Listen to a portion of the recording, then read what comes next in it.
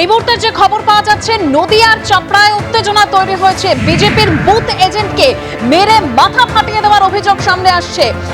বিজেপির বুথ এজেন্টকে মেরে মাথা ফাটিয়ে দেওয়ার অভিযোগ নদিয়ার চাপড়ায় একেবারে উত্তেজনা তৈরি হয়েছে।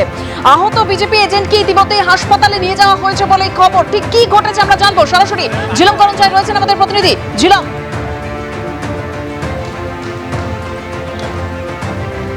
একদমই বিজেপির পক্ষ থেকে দাবি করা হচ্ছে যে আজকে সকালে চাপড়ায় 53 নম্বর বুথে তাদের বুথ এজেন্টকে মেরে মাথা ফাটিয়ে দেওয়া হয়েছে। অভিযোগের তীর তৃণমূলের দিকে। বিজেপির প্রার্থী জানিয়েছেন যে তাকে তৃণমূলের আশ্রিত দুষ্কৃতীরা মারধর করেছে এবং মাথা ফাটিয়ে দিয়েছে। এই মুহূর্তে তাকে চাপড়া হাসপাতালে নিয়ে যাওয়া হয়েছে চিকিৎসার জন্য। পুরো এই ঘটনা নিয়ে তারা প্রতিবাদ জানাবেন তেমনটাই জানানো হয়েছে, তবে তৃণমূলের পক্ষ থেকে এই অভিযোগ অস্বীকার করা হয়েছে। ধন্যবাদ ছিলাম।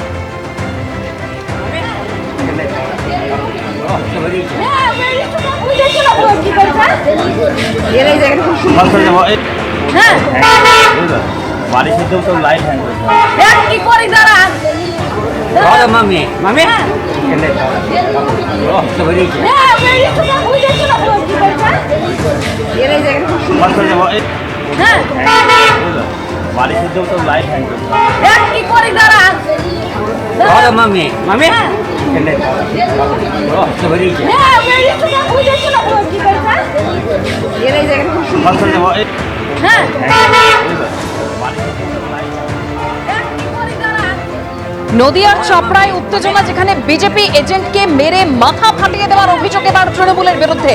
আহত বিজেপি এজেন্টকে নিয়ে যাওয়া হয়েছে চাপড়া হাসপাতালে। এই মুহূর্তে যে খবর পাওয়া যাচ্ছে, নদিয়ার চাপড়ায় যেখানে বিজেপির বুথ এজেন্টকে মেরে মাথা ফাটিয়ে দেওয়ার অভিযোগ তৃণমূলের বিরুদ্ধে।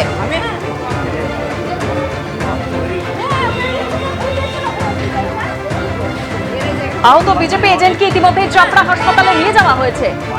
একেবারে সকাল 6:15 ছবি আপনারা দেখতে পাচ্ছেন। এই মুহূর্তের যে খবর, চাপড়ায় বিজেপি এজেন্টকে মেরে মাথা ফাটিয়ে দেওয়ার অভিযোগ তৃণমূলের বিরুদ্ধে।